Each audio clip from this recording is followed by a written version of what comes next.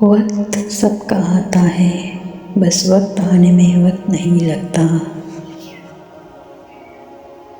عقلمند جب خاموش ہوتا ہے تو فکر کرتا ہے، عقلمند جب بولتا ہے تو ذکر کرتا ہے، عقلمند جب دیکھتا ہے تو عبرت پکڑتا ہے۔ قیامت کے دن لوگوں میں میرے سب سے قریب وہ شخص ہوگا جو مجھ پر سب سے زیادہ درود بھیجتا ہے۔ اچھے کے ساتھ اچھے رہو، لیکن برے کے لیے برا مت بنو، کیونکہ تم پانی سے خون صاف کر سکتے ہو پر خون سے خون نہیں۔ مجھے جنت سے زیادہ نماز عزیز ہے، کیونکہ جنت میری رضا اور نماز میرے رب کی رضا۔ بے وقوف کا دل اس کی زبان میں ہوتا ہے اور عقلمند کی زبان اس کے دل میں ہوتا ہے۔ سب سے اچھے دو اصول خوف خدا اور عشق رسول۔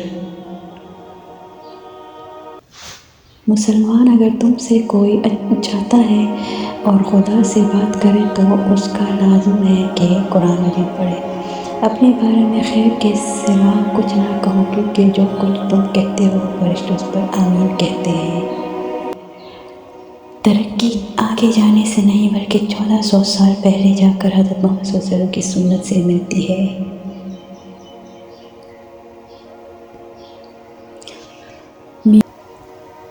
میزان میں جو چیز سب سے زیادہ بھاری ہوگی وہ حسن اخلاق ہے، اور جس میں حسن اخلاق ہو اس کا درجہ روزہ داروں اور نماز پڑھنے والوں کے برابر ہے۔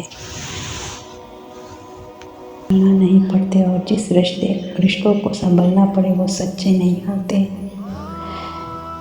رسول اللہ صلی اللہ علیہ وسلم نے فرمایا، جسے خدا راہ راست پر لائے اسے دنیا کی کوئی طاقت گمراہ نہیں کر سکتی۔ فرمایا حضرت علی رضی اللہ عنہ نے، جو شخص تمہارا غصہ برداشت کر لے اور ثابت قدم رہے تو وہ تمہارا سچا دوست ہے۔ حضرت محمد مصطفیٰ صلی اللہ علیہ وسلم فرماتے ہیں، مہمان اپنا رزق لے کر آتا ہے اور صاحب خانہ اپنا لے کر جاتا ہے۔ جو نیکی کر کے خوش ہوا اور برائی کر کے پریشان ہوا وہ مومن ہے۔